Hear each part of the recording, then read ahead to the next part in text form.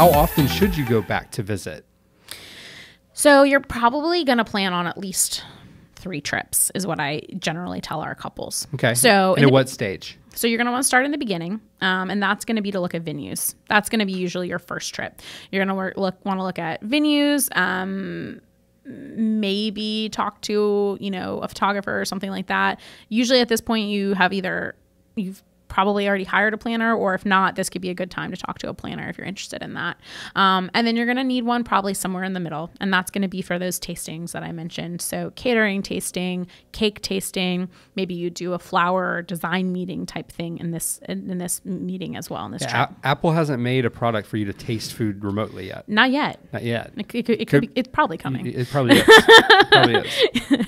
And then of course at the end, like I mentioned, you're going to want to make sure that you get down there a few days before your wedding, so you can do any final meetings, a final walkthrough at your venue, finalize your banquet event order or your timeline, whatever needs to be done in those final days, preparation of your welcome kit bags and delivery of those.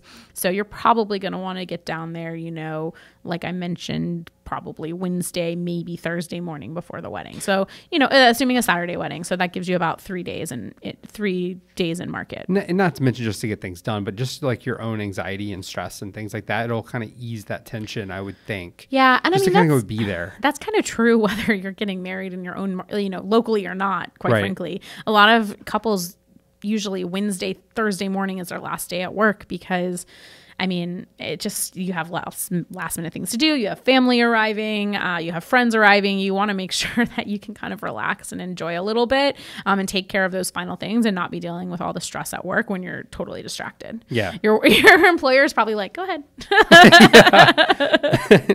Go ahead, knock it out. Yeah. So then, we kind of talked a little bit about this with planners, but like, what if you can't make it back? What if you can't take the days for whatever reason? Yeah, and that does happen. Maybe you just started a new job, or you've used all your vacation time, or you're using all your vacation time for your honeymoon. That can't. Yeah. So that does happen.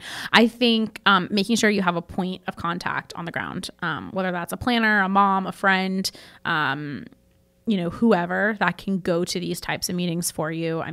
Like I mentioned, you have FaceTime and things like that. So even with venues, if you have someone, they could FaceTime you the venue and show you everything. It's not quite the same, but there's workarounds if you can't get back.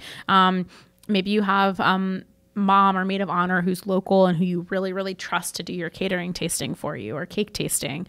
So that can be hard. Or trying to see if there's any possibility of doing, maybe you have like one day off and can come down, and maybe your caterer doesn't normally do tastings on a Monday or Friday, but they could make a special exception for your case. But you got to remember too, like that's not always possible. So having someone on the ground is your best, it's me, your lifeline. Yeah. Yeah.